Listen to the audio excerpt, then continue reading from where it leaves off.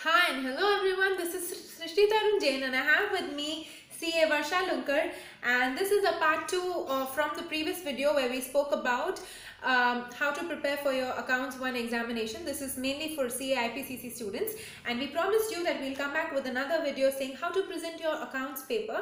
I know a lot of common pointers are there, but there are a few specific points which she would like to advise you on, and make sure you keep them in mind.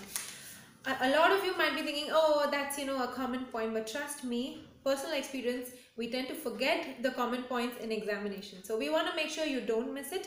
So here we go. This is a video. Now Varsha is going to talk about top 5 techniques or ways of presenting your paper and few points to remember. So over to you, Varsha, please. When you start writing your exam, pick up the question which you're most confident of. Start with the answers which you know the most, know the best, so that it creates a good impression on the examiner when he starts checking your answers. Ensure that you start every question on a new page, and if a question has multiple subdivisions, if you're answering question number 2 and there are 2 parts to it, ensure that you answer both part A and part B together. That's the first point which I want to tell you. Second point, when you are answering questions about which are on accounting standards, there is a particular way which I believe that you should be answering your papers in. The first thing is you should start with the relevant provisions of the accounting standard. Example, if you are writing a question on AS7, which is on expected foreseeable losses, you should write the provision on expected foreseeable losses first. Then you should analyze the case and finally give the conclusion on it. The third thing, if any question requires you to prepare a balance sheet, you should strictly adhere to the Schedule 3 format in presentation of the balance sheet. Like when you start off, you should be writing particulars, note number, amount, Roman letter 1, equity and liabilities, below that shareholders funds, non-current liability, current liability, including the subdivisions properly.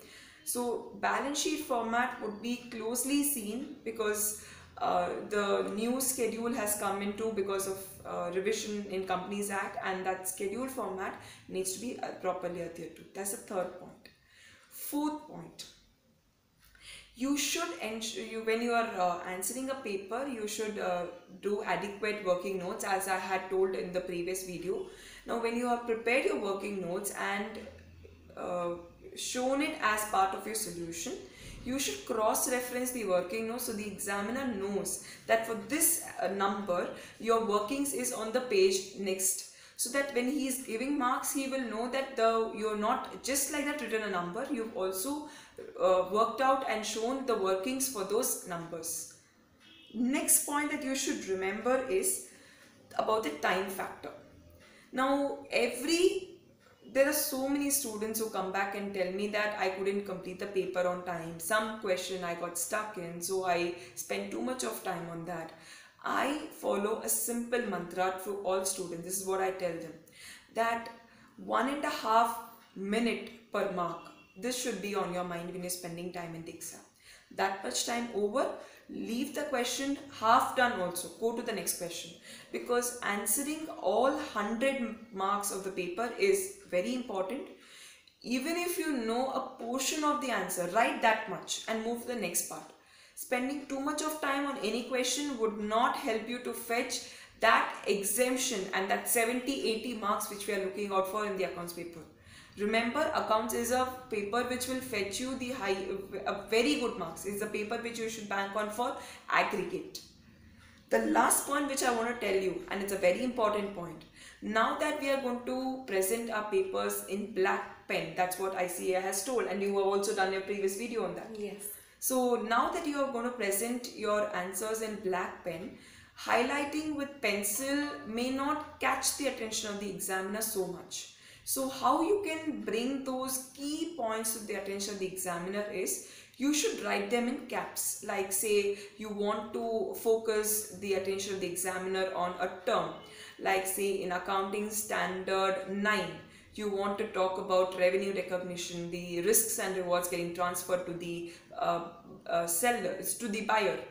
In that case, you write that in caps. You can even use your pencil and draw a box around that word or that point, or underlining that important point could be in a way in which you can draw the attention of the examiner. Because remember, papers are checked by all qualified chartered accountants and they don't have time to read all those stories that you write in your answers. So please make sure your answers are crisp. Marks are not given looking at the number of sentences you have written, how many pages you have filled. Your answer should be crisp and to the point. Like if you're answering an answer, like the first compulsory question is a 5-mark question on accounting standard. It should not take you more than a page or maybe 1 page and a few lines in the next page. That's it. Because remember, ICAI wants quality answers and not just quantity for passing you there. Absolutely. So now that you got your top 5 pointers, again, if you have any questions on the video or on how to present or any specific question in accounts, make sure you mention your question in the comment section and below. I am always there to clarify any doubts on presentation or preparation, whatever be it. Just throw in your comments and either me or Shrishti is always there to answer. Yeah, but I'm going to make sure she does it because she's the professional and she is the pro over here.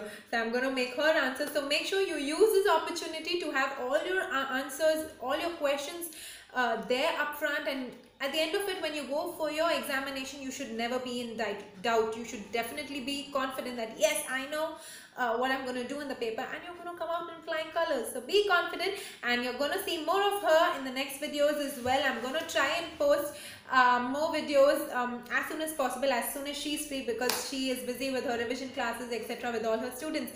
So make sure you use the opportunity to get your doubts clarified from her, and do subscribe to the channel and share the video with whoever are writing this examination, because we want to help as many students as possible. And be confident, do well.